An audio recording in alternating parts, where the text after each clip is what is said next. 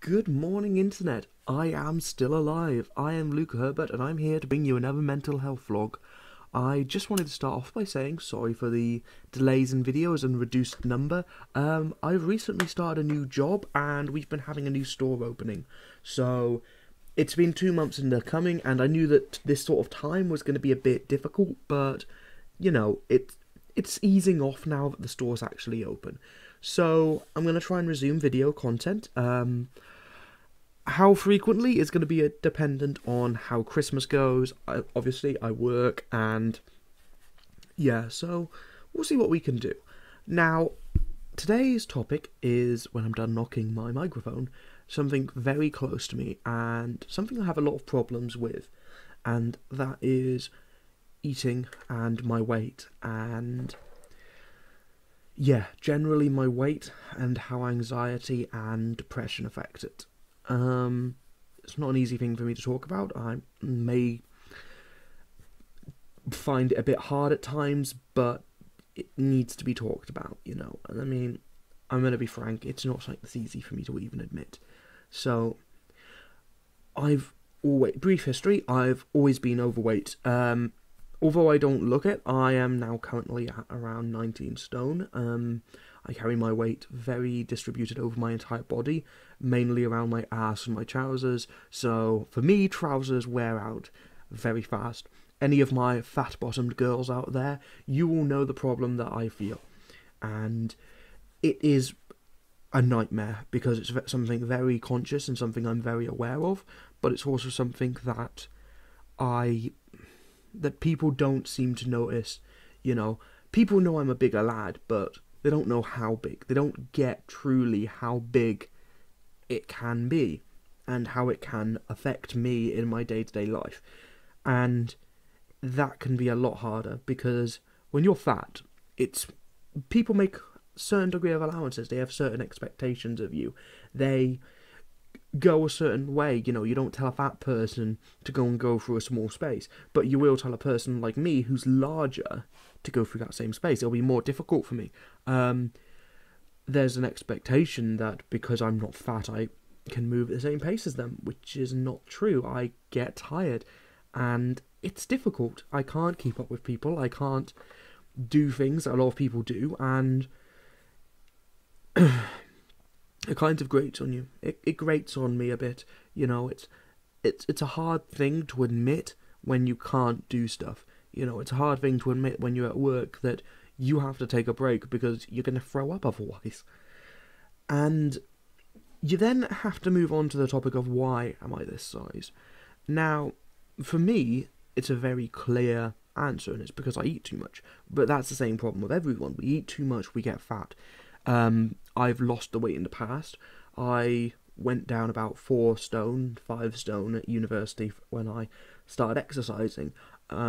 I wasn't currently medicated at the time, and what happened was I suffered an injury to my right ring finger, where I broke it in about 3 places. And a little injury, with anyone who suffers from depression or anxiety knows, any slight change can cause all things to spiral out of control. I wasn't able to lift properly, I couldn't do training, I just kept eating and eating and eating, and then by the time I was healed, I was so fat I just didn't care. And that can be hard, I mean, the trouble was, I never noticed how slim I was, and I don't even remember now. All I remember was I was, for the first time in my life, able to fit into 34-inch jeans, and I can't remember ever having done that before. I remember when I was about 14 or 15 when I got my first pair of size 36s, because of how I carry my weight. So that was all I remembered. But my body shape, apart from around my legs, which nobody saw, didn't change that much. I was at the cusp of losing it. So, I guess the topic really should be, why do I eat? Well, I tend to I eat when I'm rewarding myself, and I eat when I'm lonely. And I'm lonely a lot of the time. I mean, it's very easy to talk about how you're not lonely and how I'm positive and how I've got people around me, but at the end of the day, there's that core loneliness, and that's something that I have to deal with. You know, I can surround myself with as many people as I want, I can surround myself with as few good people as I want, but I still have that core loneliness inside of me.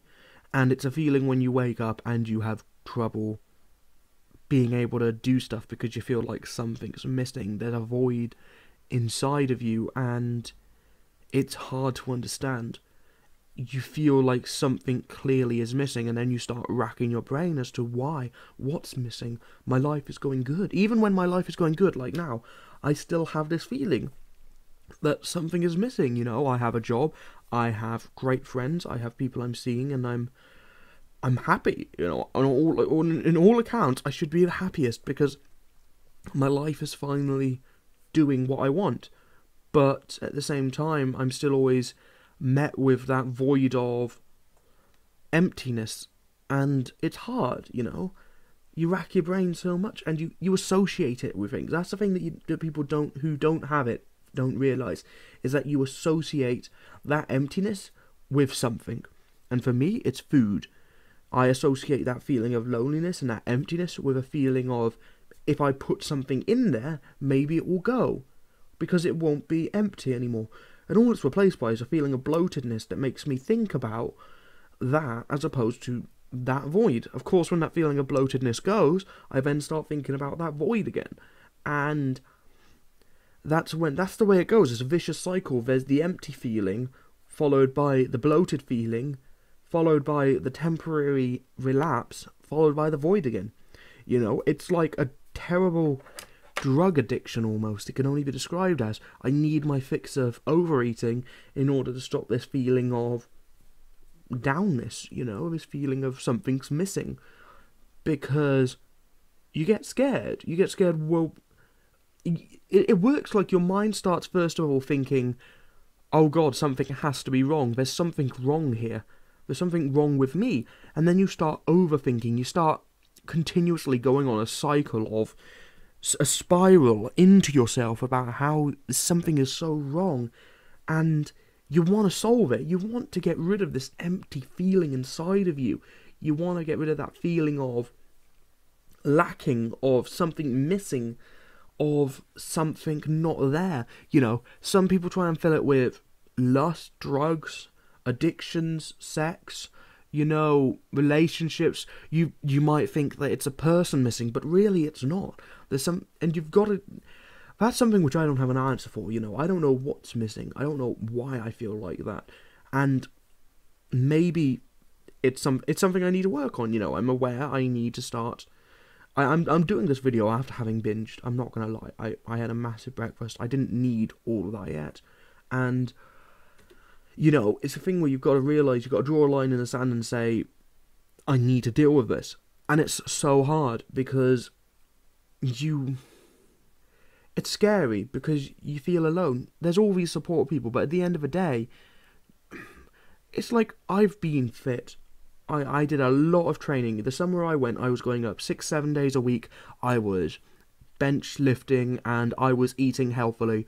You know, I have done fit before. I know the maths, but the maths doesn't. While the maths equation solves all the problems with my weight, the maths equations doesn't solve all the problems with inside of me what's wrong.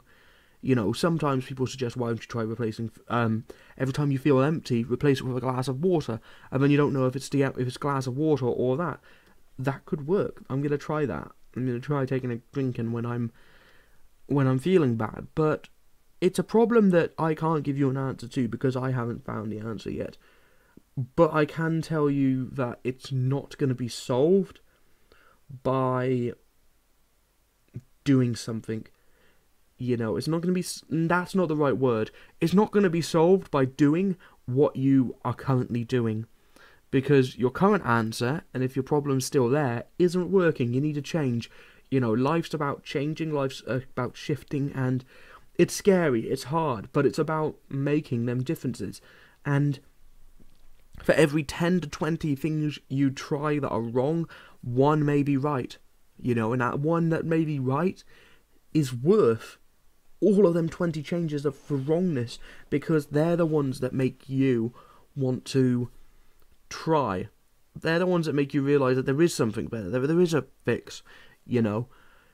I know I'm gonna have down days. I know I'm gonna feel bad in the future, but I know that there may become a time when it's just an off day. You know, where my quality of life is generally upbeat, where I can recover super fast from my problems, where I can do the right things, you know, where I'm majority, where instead of being about 50-50 or 60-40, it's more like 80-20, good to bad, you know?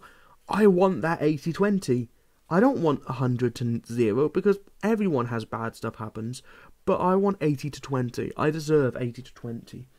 And so do you. So that's been my video today. If you have any topics or any suggestions of videos that you'd like to hear from in the future, feel free to leave them in the comments. I will probably keep you updated about my tackling with my weight in the future. I'm going to try over the coming months to do something positive. You know, I'm going to go back to the gym. I'm going to start looking into acceptance, lack of eating, not starving, but you know what I mean, dieting. And I'm going to try and make an effort. I'm going to try and make it work, because doing these videos is already helping me make myself feel better. And I think the least I could do is use this better feeling towards becoming someone better, you know. I want to be a better person, and I'm going to work at it because it's hard. And I think I should. So, I will talk to you again soon, and I hope you guys have a lovely day. And my name has been Luke Herbert, and we are doing the mental health vlog. Bye-bye.